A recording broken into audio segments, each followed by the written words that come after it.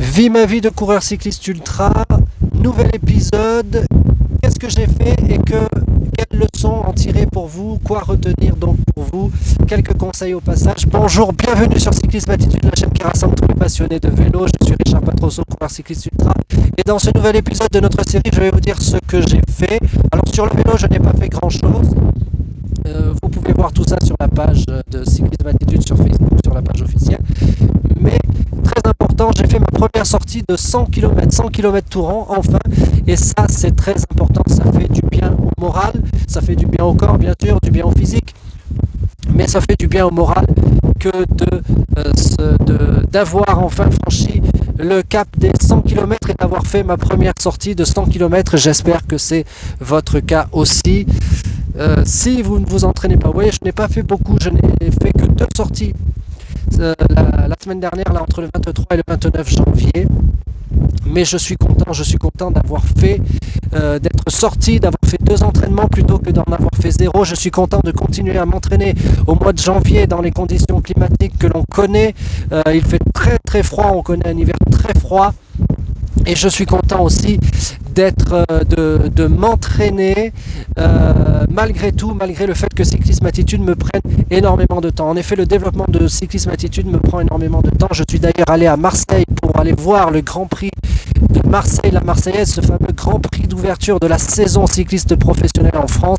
J'étais très content, on a pu le vivre en direct. Alors je vous avais dit de rester à l'écoute sur Cyclisme Attitude. J'ai d'ailleurs fait une publication pour vous donner le lien du direct. C'était sur la page officielle de Cyclisme Attitude sur Facebook, car je ne pouvais pas faire de direct lorsque j'ai voulu en faire un. On m'a dit qu'il fallait attendre 24 heures. C'est vrai, je n'avais pas prévu ça, j'avais pas fait attention, donc veuillez m'en excuser.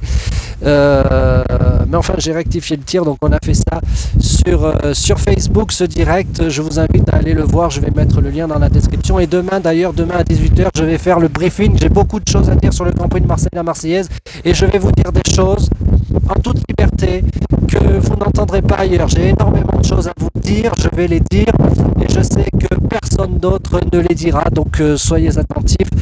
Demain à 18h, le grand débriefing du Grand Prix de Marseille, la Marseillaise. Vous allez voir, j'ai beaucoup de choses à dire. Pour ce qui est de l'enseignement, c'est qu'il vaut mieux faire un peu que de ne rien faire du tout, car ce que l'on sème aujourd'hui, on le récoltera demain. Si vous ne semez rien aujourd'hui, c'est-à-dire si vous ne vous entraînez pas, vous ne récolterez pas les fruits. Et donc, au beau jour, lors de vos objectifs, lorsqu'il fera beau, lorsque vous pourrez faire des courses et que vous pourrez vous amuser, si vous ne faites rien aujourd'hui, vous ne vous amuserez pas, donc parce que vous allez payer justement le manque d'entraînement d'aujourd'hui. Donc faites un peu, c'est la régularité qui paye. Si la régularité, ça doit être une petite sortie par semaine, si ça doit être une petite séance de home trainer par semaine, ça fera toujours 4 sorties ou 4 séances de home trainer dans le mois. C'est mieux que d'être totalement inactif, que de ne rien faire. Donc faites plutôt que d'attendre. Il vaut mieux faire que attendre. Il vaut mieux continuer à s'entraîner physiquement, à habituer son corps à l'effort physique, plutôt que perdre les muscles aux jambes, plutôt que perdre son souffle, plutôt que complètement perdre sa condition physique et de repartir de zéro lors des objectifs. Non, il faut être prêt ou presque prêt lors de la période qui sera celle de vos objectifs, ou bien de la pré-période de vos objectifs. Voilà, c'était l'enseignement de cette semaine. Je continue à développer énormément Cyclisme Attitude. On va se retrouver à l'occasion d'autres courses professionnelles, et puis on va se retrouver, je vais faire désormais beaucoup de directs sur YouTube. Abonnez-vous, il faut que l'on monte à 1000 abonnés sur YouTube, sinon vous ne pourrez pas tous être présents. Le nombre de participants au direct sera limité à 25 personnes. Hier vous étiez plus de